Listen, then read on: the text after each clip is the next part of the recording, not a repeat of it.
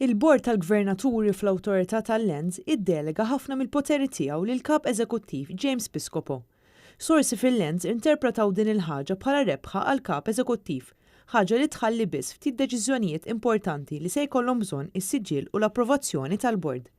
Is-Sea Times of Malta jinsab informat li diversi gvernaturi, inkluż il-President Lino Farrugia Sacco, kellhom ir-riservi tagħhom fuq dawn l-istruzzjonijiet tal-Gvern u ma wissew li mossa bħal din tista' tkun regressiva u tneħħi l-indipendenza tal-Bord. Uffiċjal anzjan fl-awtorità qal li issa spiċċajna morna lura fi żmien meta impjegati taċ-ċivil kienu użati biex jiddeċidu kważi kollox wara konsultazzjoni mal-Ministeru rispettiv tagħhom.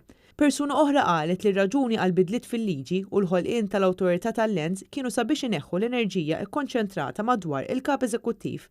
Issa, bil-kunsens tal-Gvern, ħafna mid-deċiżjonijiet se jiġu kkunsidrati amministrattivi u mhux se jkollhom bżonn l-approvazzjoni tal-Bord. Sorsi qalu li matul il-laqgħa li saret nhar il-ġimgħa, deskritta bħala waħda mimlija tensjoni, il-membri tal-Bord, inkluż il-President, akkuża lil Piscopo li qed jagħmel lill-Bord inqas rilevanti u s-saħħa qed tkun konċentrata biss fl-uffiċċju tiegħu.